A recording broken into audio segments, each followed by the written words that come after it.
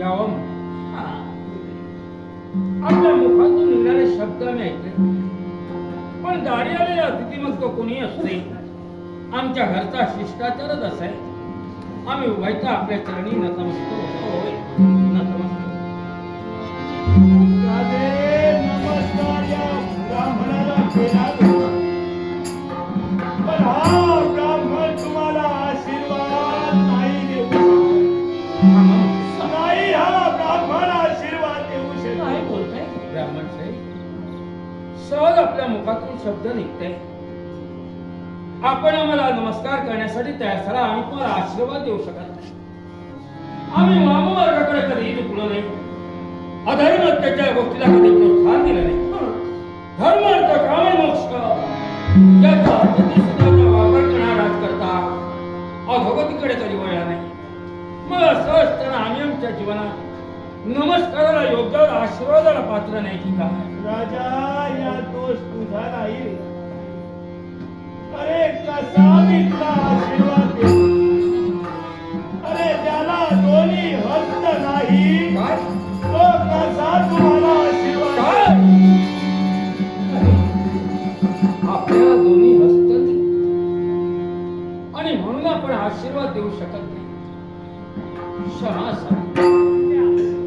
आपल्या मुखातून निघणारे शब्द सुद्धा तेवढेच मोलाचे.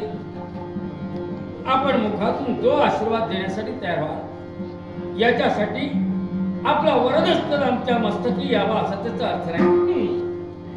आपण या आपल्या दुःखात आम्ही सहभागी आहोत. राजा, या तरी हस्त नसले तरी आशीर्वाद हा ब्राह्मण तुम्हाला देतो.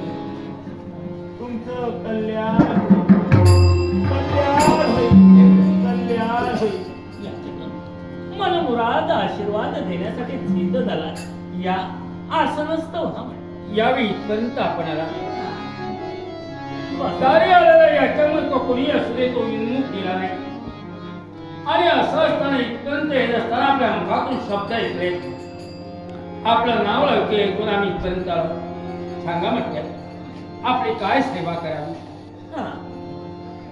राजा, मी एक याचक आहे रे. हा, एका राज्यातून दुसऱ्या राज्यात हा याचक वणवण करतोय.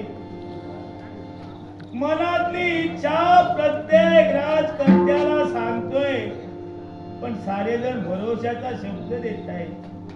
पण या ब्राह्मणाची इच्छा मात्र कुणी पूर्ण करत नाही. हे ज्या राज्याला आपण गेला तिथे आपली फसवणूक करण्यासाठी तयार झाले. आपल्याला आशेचा किरण दाखवण्यासाठी तत्पर झाले, पण आशा ज्यावेळी नसवण्यासाठी तयार झाला त्यावेळी आपल्या जीवनात नकारात्मक शब्द त्यांच्या मुखातून निघाले. पण इथं कसं होणार? आपण मध्यापर्यंत इथपर्यंत आला.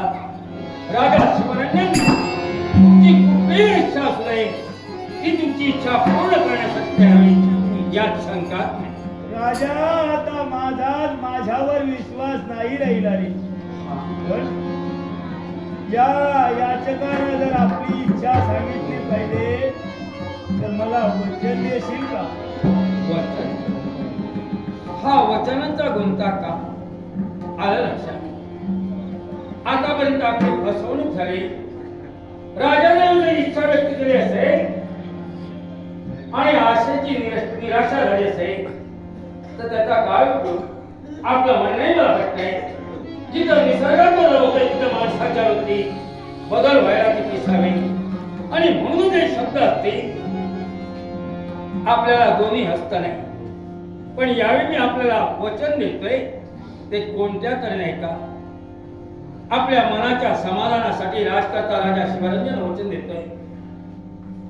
आजपर्यंत या काशीनगरीच्या ठिकाणी या मायभूमीची मी सेवा केली, त्या माझ्या मायभूमीला साक्ष देऊ शकते. आजपर्यंत एकनिष्ठ त्या परमेश्वराची भक्ती केली,